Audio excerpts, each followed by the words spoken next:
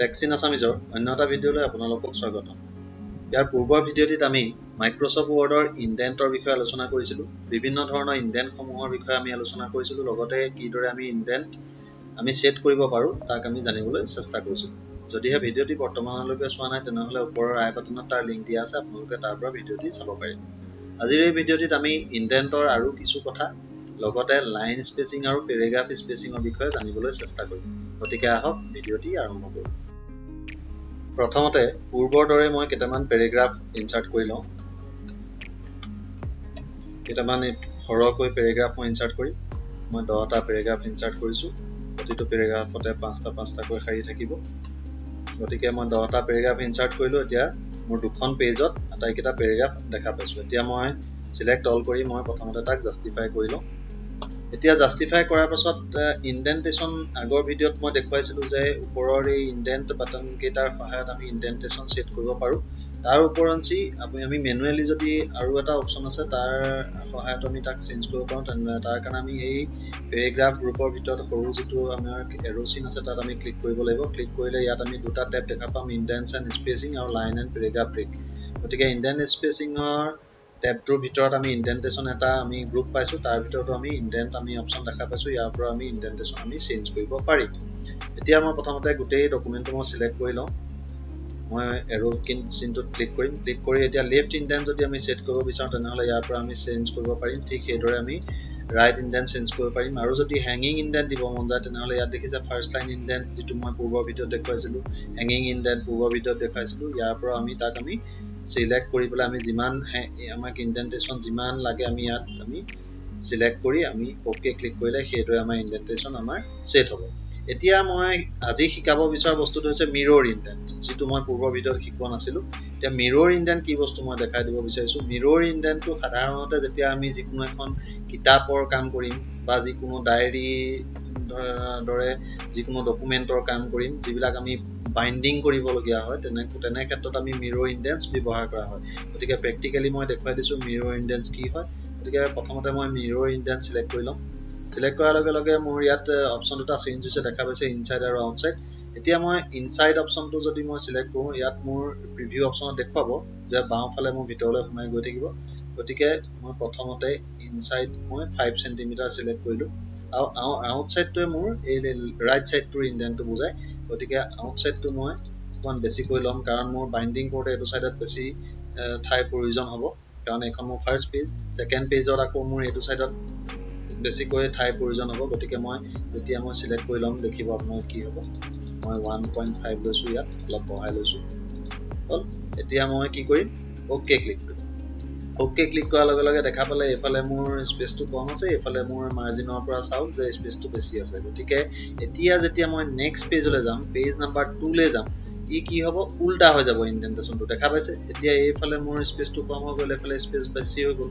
এতিয়া যেতিয়া প্ৰিণ্ট কৰা হ'ব পেজ নাম্বাৰ 1 এইখন, পেজ নাম্বাৰ 2 হৈছে মোৰ এইখন, যেতিয়া বাইণ্ডিং কৰা হ'ব তেতিয়া কি হ'ব, এই ঠাইখিনিত মোৰ যেতিয়া যিকোনো ধৰণৰ বাইণ্ডিং গ্লু দি পেলাই বাইণ্ডিং কৰিলোঁ বা স্পাইৰেল বাইণ্ডিং কৰিলোঁ, তেতিয়া কি হ'ব, মোৰ স্পেচটো এইফালে বেছি আছে।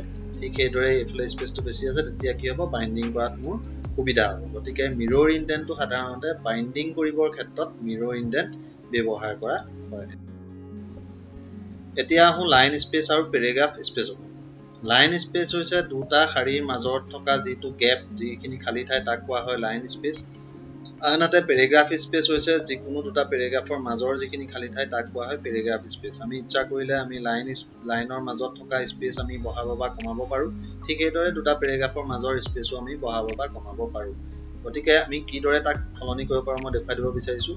আপুনি যদি যিকোনো এটা পেৰেগ্ৰাফৰ শাৰীসমূহৰ মাজত থকা গেপটো যদি আপুনি বঢ়াব কমাব বিচাৰে তেনেহ'লে সেই পেৰেগ্ৰাফটো আপুনি চিলেক্ট কৰি ল'ব লাগিব বা সেই নিৰ্দিষ্ট শাৰীকেইটা আপুনি চিলেক্ট কৰি ল'ব লাগিব। আপুনি যদি গোটেই ডকুমেণ্টটোৰ লাইনসমূহৰ মাজত সমান গেপ ৰাখিব বিচাৰে তেনেহ'লে গোটেই ডকুমেণ্টটো আপুনি চিলেক্ট কৰি ল'ব লাগিব। মই গোটেই ডকুমেণ্টটো চিলেক্ট কৰি ল'ম।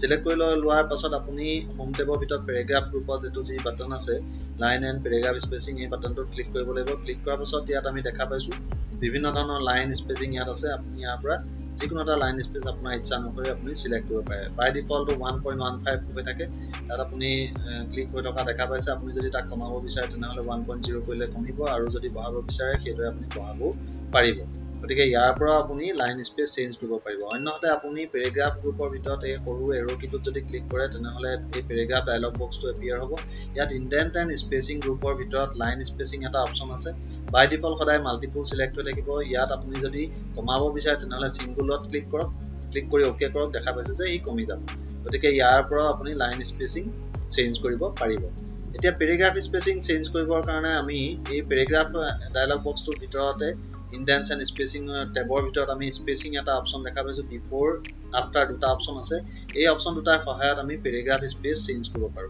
এতিয়া আফটাৰ 10 pt অৰ্থাৎ প্ৰতিটো পেৰাগ্ৰাফৰ পিছতে 10 পইণ্ট কৈ মোৰ স্পেচ কি ৰাখি যাব যদি আপুনি এই স্পেচটো বঢ়াব বিচাৰে তেনেহলে আপুনি তাক ইনক্ৰিজ কৰিব পাৰে আৰু যদি কমাব বিচাৰে তেনেহলে আপুনি তাক ডিক্ৰিজ কৰিব পাৰে যদি আপুনি কোনো ধৰণৰ স্পেচ নিবিচাৰে তেনেহলে 0 পইণ্ট ৰাখি দিয়ক তাৰ পিছত আপুনি ওকে ক্লিক কৰক দেখা পাব পেৰাগ্ৰাফ সমূহৰ মাজত এতিয়া কোনো ধৰণৰ স্পেচ এতিয়া ধৰিলো মোৰ এই পেৰাগ্ৰাফটোৰ পিছত অলপ স্পেচ মোক লাগে তেনেহলে মোৰ কাৰ্সৰটো এইটো পেৰাগ্ৰাফত মই ৰাখি ললো এই বাটনটোত মই ক্লিক কৰিম ডায়লগ বক্সটো এপিয়াৰ হ'ব এতিয়া মই কি কৰিম যেহেতু মোৰ এই পেৰাগ্ৰাফটোৰ পিছত লাগে তেতিয়া হলে মই আফটাৰ মই অপচনটো সিলেক্ট কৰিব লাগিব তাত মই পইণ্টটো বহাই দিম মই 6 পইণ্ট ৰাখিছো ওকে ক্লিক কৰিম গতিকে দেখা পালো এই পেৰাগ্ৰাফটোৰ পাছত মোৰ কি হৈছে 6 পইণ্ট মোৰ স্পেচ দেখা পাইছো এতিয়া ঠিক হেদৰে এই পেৰাগ্ৰাফটোৰ পিছত যদি মোক অলপ স্পেচ লাগে আমি দুটা ধৰণে মই তাক কৰিব পাৰিম মই আফটাৰ অপচন সিলেক্ট কৰিব পাৰিম বিফোৰ অপচন সিলেক্ট কৰিব পাৰিম বিফোৰ অপচনৰ কাৰণে মই কি কৰিব লাগিব তাৰ পিছৰ পেৰাগ্ৰাফটোত মই কাৰ্সৰটো ৰাখি ল'ব লাগিব তাৰ পিছত মই পুনৰ আগৰ দৰে পেৰাগ্ৰাফ মই ডায়লগ বক্সটো ওপেন কৰিব লাগিব ওপেন কৰাৰ পাছত মই এতিয়া কি কৰিম বিফোৰ অপচন মই সিলেক্ট কৰিম বিফোৰ 6 pt কৰি দিয়া লগে লগে মোৰ যিটো পেৰাগ্ৰাফত মোৰ কাৰ্সৰটো আছে তাৰ ওপৰত মোৰ 6 পইণ্ট স্পেচ ৰৈ যাব গতিকে ওকে ক্লিক কৰি দেখা পালো যে 6 পইণ্ট স্পেচ ইয়াত মোৰ ৰৈ গ'ল গতিকে যদিহে আপুনি গোটেই ডকুমেন্টটোতে আপুনি স্পেচ ৰাখিব বিচাৰে পেৰাগ্ৰাফত তেনেহলে গোটেই ডকুমেন্টটো সিলেক্ট কৰি লওক তাৰ পিছত আপুনি আফটাৰ অপচন আপুনি সিলেক্ট কৰক যিমান পইণ্ট লাগে আপুনি সিলেক্ট কৰক ওকে ক্লিক কৰক দেখা পাব গোটেই ডকুমেন্টৰে প্ৰতিটো পেৰাগ্ৰাফৰ পাছতে সীমান স্পেচ আপুনি দেখা পাব গতিকে এইদৰে আমি লাইন স্পেচ আৰু পেৰাগ্ৰাফ স্পেচ চেঞ্জ কৰিব পাৰিম